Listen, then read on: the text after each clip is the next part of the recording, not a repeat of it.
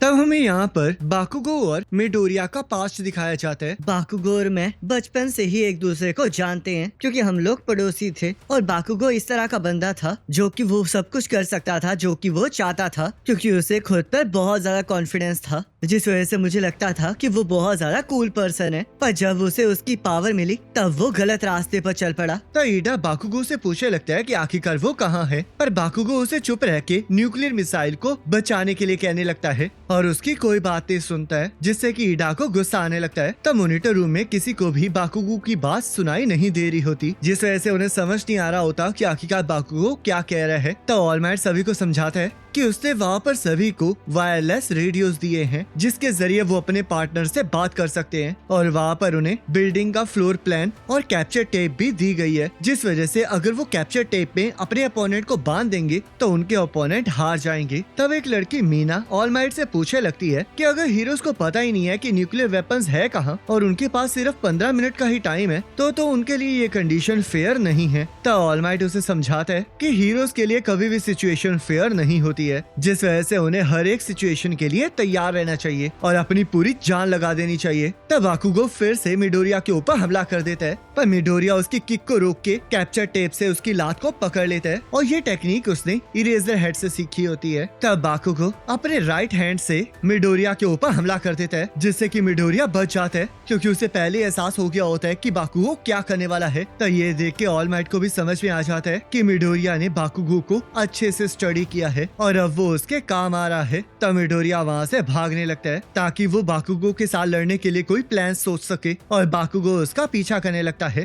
पर बाकुगो को वो कहीं भी नहीं मिलता। मिडोरिया, तुमने इतने साल मुझे अंधेरों में रखा है, तुम्हारे पास बहुत कमाल की पावर है ना, तो चलो फिर अब उससे मुझे हराओ। पर तुम ऐसा कभी भी नहीं कर पाओगे क्योंकि मैं तुमसे बहुत बेटर हूँ। तब सभी लोगों को दिख रहा होता है कि बाकुगो कितने ज्यादा गुस्से में है और मिडोरिया ने भी ऑल माइट को बताया होता है कि बाकुगो के अंदर कितना ज्यादा घमंड है, जिससे कि ऑल माइट को भी समझ में आ गया होता है कि यही घमंड उसकी हार का कारण बन सकता है। तो मिडोरिया इस बात से बहुत ज्यादा खुश होता है कि बाकुगो उराराका को भूलकर उसके पीछे पड़ गया है और उसे ये भी एहसास हो गया होता है कि ईडा और बाकुगो मिलकर काम नहीं कर रहे हैं, क्योंकि अगर वहाँ पर किसी को उन्हें रोकने आना चाहिए था तो उसके पास बहुत ज्यादा तेज स्पीड होनी चाहिए थी जो कि सिर्फ ईडा के पास है, जिस वजह से ये सिचुएशन मिडोरिया के फेवर में होती है ताकि उराराका न्यूक्लियर वेपन को ढूंढ पाए और तब मिडोरिया उससे मिलके ईडा को हरा पाए ताकि वो लोग इस लड़ाई को जीत सके। तब बाकुगो अभी भी मिडोरिया को बाहर आने के लिए कह रहा होता है, जिस वजह से मिडोरिया ये डिसाइड कर लेता है कि अब वो बाकुगो को ये बता के रहेगा कि वो अब इस काबिल हो चुका है कि वो उसे चैलेंज कर सके। तब हमें फिर से बाकुगो और मिडोरिया का बचपन दिखाया जाता है, जहाँ पर बाकुगो ने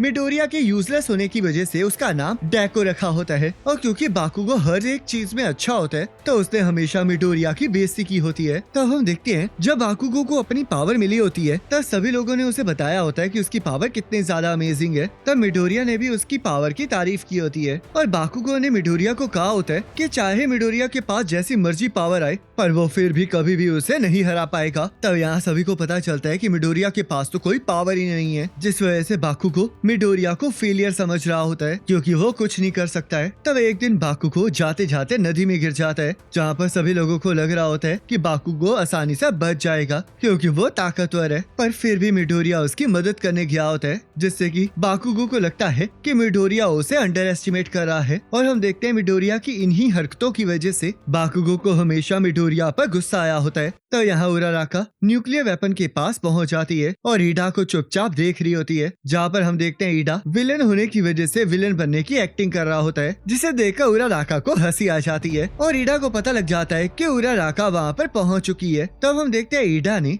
इसका पहले से ही अंदाजा लगा लिया होता है कि उराराका वहाँ पर आने वाली है, जिस वजह से उसने वहाँ पर वो सारी चीजें हटा दी होती हैं जिसे उराराका अपने पावर से उठाकर उसकी तरफ फेंक सके और हम देखते हैं वो विलन बनने की पूरी एक्टिंग कर रहा होता है, जिसे देखकर उराराका भी हैरान होती है। तो उराराका मिडोरिया को न्यूक्लियर वेपन की लोकेशन के बारे में बता देती है और मिडोरिया ठीक उसके नीचे वाले फ्लोर पर होता है, पर उनके पास ज्यादा टाइम नहीं होता है, जिस वजह से मिडोरिया बाकुगो को पकड़ने के बारे में सोचने लगता है। तब बाकुगो वहाँ पर आ जाता है और मिडोरिया से पूछने लगता है कि आखिरकार वो उसे अपनी पावर क्यों नहीं दिखा रहा है, क्या उसे इस बात पर भरोसा है कि वो बिना पावर के भी उसे हरा सकता है। तब मिडोरिया के पास बाकुगो के साथ लड़ने के अलावा कोई चारा नहीं होता, जिस वजह वजह से वो बाकुगो को बताता है कि वो उससे बिल्कुल भी नहीं डरता है। तब बाकुगो को पूरा विश्वास होता है कि मिडोरिया को उसकी पावर के बारे में सब कुछ पता है, जिस वजह से वो मिडोरिया को बताता है कि जो बाकुगो के हाथों के ऊपर इक्विपमेंट लगे हैं वो उसकी पावर को अंदर स्टोर करते हैं ताकि वो एक बड़ा धमाका कर सके। और हम देखते हैं वो मिडोरिया के ऊपर उसे फायर करने के लिए तैयार होता है। तब ऑल माइट इसके लिए मना करने लगता है क्योंकि ये काफी ज्यादा डेंजरस होता है, पर बाकुगो उसकी कोई बात नहीं सुनता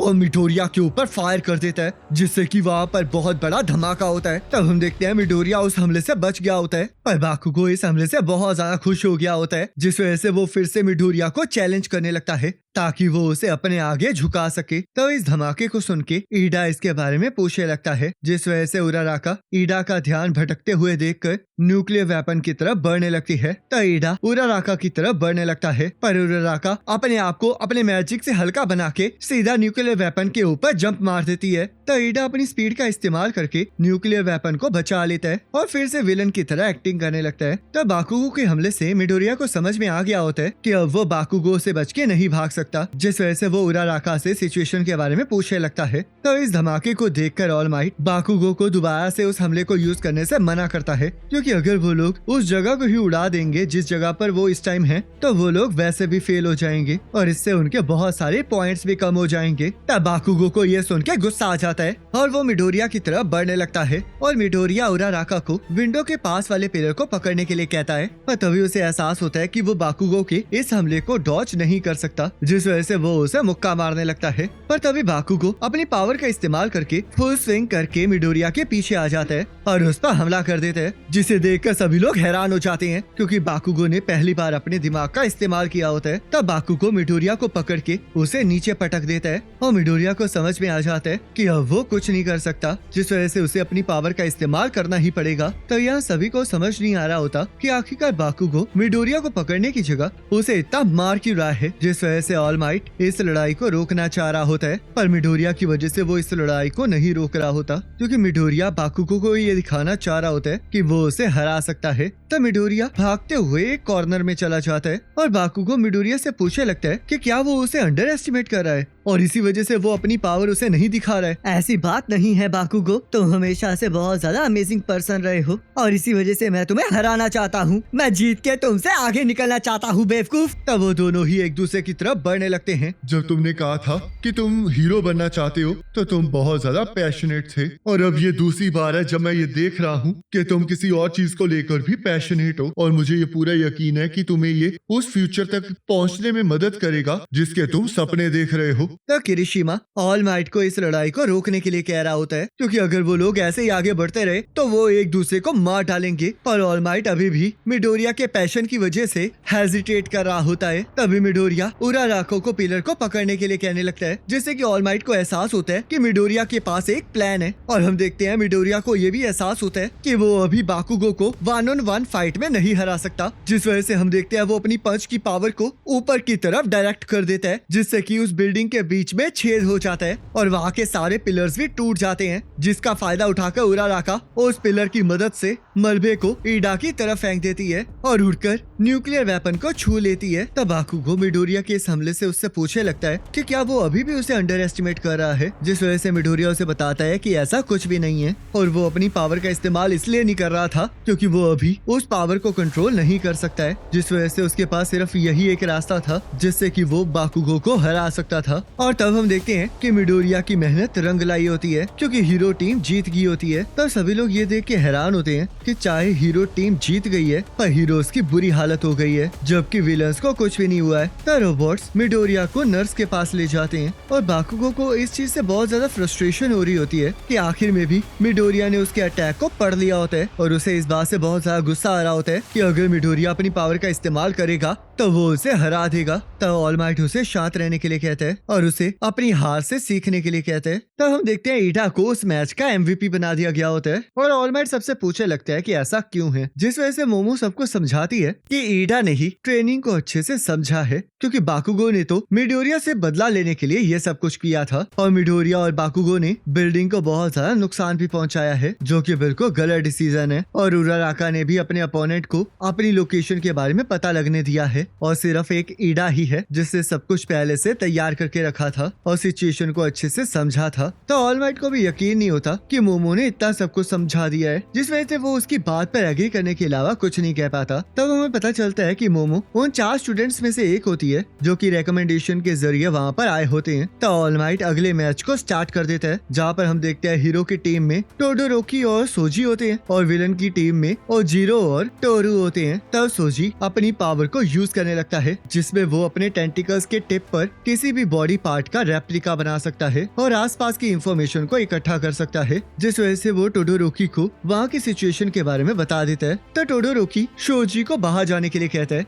और अपनी आइस पावर के जरिए उस पूरी की पूरी जगह को जमा देता है, जिससे कि ओजीरो और टोरू के पैर भी जम जाते हैं और टोडोरोकी बड़ी आसानी से उस न्यूक्लियर वेपन तक पहुंच जाता है। तो ये देख के सभी लोगों को ठंड लगने लगती है और हीरो टीम के जीतने के बाद टोडोरोकी अपनी फायर वाली पावर से उस पूरी बर्फ को पिघला देता है, जिस वजह से हमें पता चलता है कि उसके पास आइस और फायर की पावर है और वो दूसरा स्टूडेंट होता है जो कि रिकमेंडेशन से वहाँ पर आया होता है। तब ऐसा करते हुए आगे के बैटल्स होने लगते हैं, जहाँ पर सभी लोग अपनी पावर्स का इस्तेमाल करते हुए बहुत ज्यादा कमाल करके दिखा रहे होते हैं। तब पहले दिन की ट्रेनिंग खत्म हो जाती है और उसमें सिर्फ मिडोरिया ही जख्मी हुआ होता है, जिस वजह से ऑल माइट वहाँ से चला जाता है। पर उसे बाकुगो की बहुत ज्यादा चिंता हो रही होती है, क्योंकि उसका घमंड टूट गया होता है। पर वो इस टाइम बाकुगो से बात नहीं कर सकता होता है, क्योंकि उसके हीरो बनने का टाइम खत्म हो गया होता है, जिस वजह से वो वापस अपने कमजोर रूप में आ जाता है। तो ऑल माइट नर्स के ऑफिस चला जाता है, जहाँ पर रिकवरी गर्ल उसे डांट रही होती है, क्योंकि उसने मिडोरिया को अपनी पावर यूज करने से रोका नहीं होता। और हमें पता चलता है कि रिकवरी गर्ल को पता होता है कि ऑल माइट ने मिडोरिया को अपनी पावर दी है, जिस वजह से ऑल माइट उसे इसके बारे में बातें करने से मना करता है। पर ऐसा इस वजह से होता है क्योंकि ऑल माइट की पावर के बारे में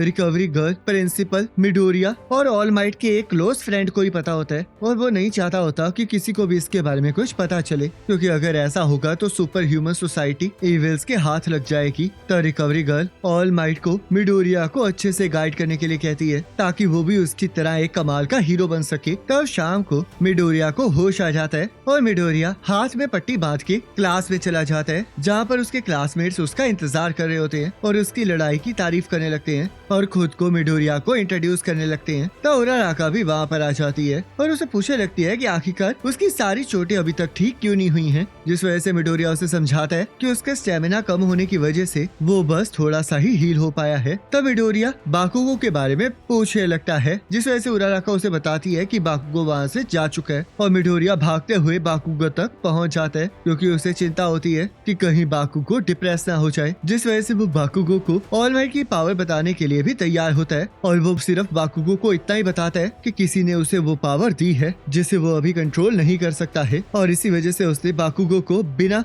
अपनी पावर को यूज किए हराने की कोशिश की थी, पर वो उसे अपनी पावर को यूज किए बिना नहीं हरा सकता है, जिस वजह से वो एक दिन अपनी पावर को अच्छे से कंट्रोल कर पाएगा और बाकुगो को हरा देगा। तब हम देखते हैं बाकुगो को इस बात पर बिल्कुल भी विश्वास नहीं हुआ होता है कि मिडोरिया को वो पावर किसी और से मिली है, और वो मिडोरिया को समझाता है कि वो उससे हारने की वजह से उदास नहीं है, बल्कि उसे एहसास हो गया है कि वहाँ पर कुछ ऐसे लोग भी हैं जो कि उससे भी ज्यादा कमाल के हैं, जिस वजह से उसे और ज्यादा मेहनत करनी पड़ेगी और वो एक दिन नंबर 1 बन के रहेगा। तब बाकुगो वहाँ से जाने लगता है, पर तभी ऑल माइट उसे पकड़ लेता है और उसे समझाने लगता है कि उसके पास भी प्रो हीरो बनने की एबिलिटीज है। पर बाकुगो ऑल माइट को उससे दूर हटने के लिए कहता है और उसे कहता है कि वो एक दिन उसे हराकर नंबर 1 हीरो बन के रहेगा, जिस वजह से ऑल माइट को समझ में आ जाता है कि बाकुगो अब नॉर्मल हो चुका है। तो ये देख के मिडोरिया को भी ये एहसास हो जाता है कि उसे भी मेहनत करने की जरूरत है। तो ऑल माइट मिडोरिया से पूछने लगता है कि आखिरकार वो बाकुगो से क्या बात कर रहा था, और यहाँ पर हमें कुछ विलन्स दिखाए जाते हैं जो कि ऑल माइट को मारने की प्लानिंग कर रहे होते हैं। तब हम देखते हैं यूए हाई में ऑल माइट के टीचर बनने की वजह से बहुत सारी मीडिया ने स्कूल को घेर लिया होता है और वो बच्चों से ऑल माइट के बारे में पूछ रहे होते हैं, क्योंकि उन्हें ऑल माइट से मिलने का मौका नहीं मिल रहा होता और ना ही उन्हें यूए हाई में एंट्री मिल रही होती है। तब एक रिपोर्टर यूए हाई के अंदर घुसने लगती है, पर तभी वहाँ का डिफेंस सिस्टम एक्टिवेट हो जाता है, क्योंकि वहाँ पर कोई भी बिना स्टूडेंट आईडी या फिर पास के एंटर नहीं कर सकता। तो इरेजर हेड सभी को पिछले दिन की ट्रेनिंग के लिए शाबाशी देता है और मिडोरिया को उसकी गलती के लिए डांटने लगता है और उसे जल्द से जल्द अपनी पावर को कंट्रोल करने के लिए कहता है और बाकुगो को भी शांति से काम लेने के लिए कहता है।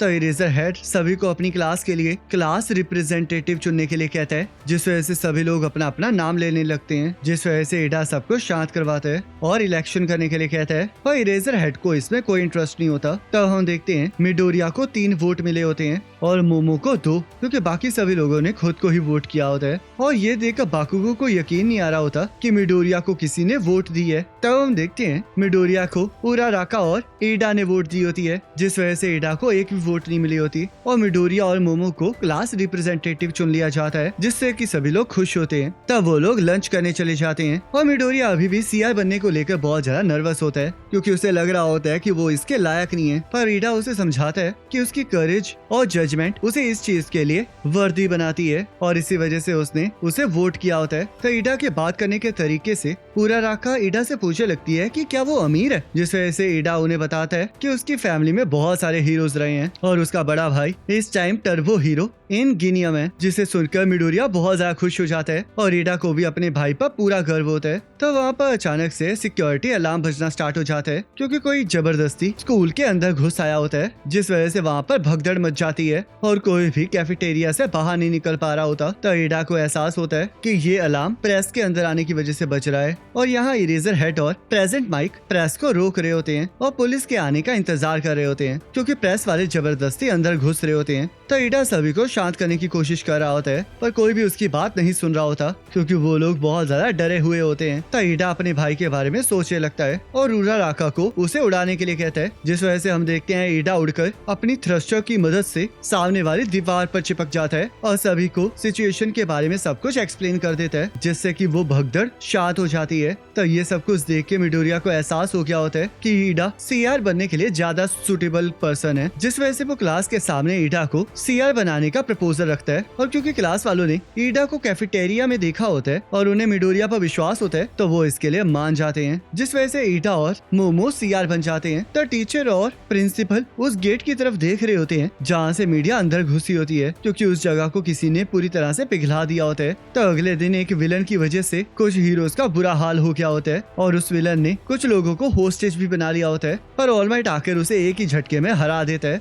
तब उसे किसी और की मदद की पुकार सुनाई देती है, जिस वजह से वो उसकी तरफ जाने लगता है और उसे एहसास होता है कि उसने जब से मिडोरिया को अपनी पावर दी है तब से वो कमजोर महसूस कर रहा है और ऊपर से जब से उसने अपनी लिमिट्स को सरपास किया है तब से उसके हीरो बनने का टाइम और भी ज्यादा छोटा हो गया है। तब यहाँ मिडोरिया ने ऑल माइट को बताया होता है कि उसने बाकुगो को ये बता दिया होता है कि उसे ये पावर किसी ने दी है, पर ऑल माइट उसे इस बात को किसी को भी बताने से मना करता है, क्योंकि अगर किसी को पता लगेगा कि मिडोरिया के पास ऑल माइट की पावर है और उस पावर को शेयर किया जा सकता है, तो सभी लोग उसके पीछे पड़ जाएंगे और उसकी पावर को छीनने की कोशिश करेंगे, जिस वजह से इस दुनिया की शांति के लिए उस सीक्रेट को छुपाए रखना ही इम्पोर्टेंट है। तो ऑल माइट और भी लोगों की मदद कर रहा होता है और यहाँ पर इरेजर हेड सभी को बताता है कि आज उनकी रेस्क्यू की ट्रेनिंग है, जिस क्लास को वो ऑल माइट और एक और हीरो कंडक्ट करवाएगा। तो सभी लोग ये सुन के बहुत ज्यादा एक्साइटेड हो जाते हैं। तो इरेजर हेड उन सभी को तैयार होने के लिए कहता है, क्योंकि उन्हें कहीं और जाना होता है और रेस्क्यू ट्रेनिंग का नाम सुन के मिडोरिया और ज्यादा एक्साइटेड हो जाता है, क्योंकि उसे ऑल माइट की तरह सबको बचाना होता है, जिस वजह से ये एक्सरसाइज उसके लिए परफेक्ट होती है। तब वो लोग बस में बैठ के अपनी ट्रेनिंग करने वाली जगह पर जाने लगते हैं और यहाँ हम देखते हैं मिडोरिया की एक क्लासमेट आसुई को ऐसा लग रहा होता है कि मिडोरिया की पावर बिल्कुल ऑल माइट की तरह है, जिससे कि मिडोरिया घबरा जाता है।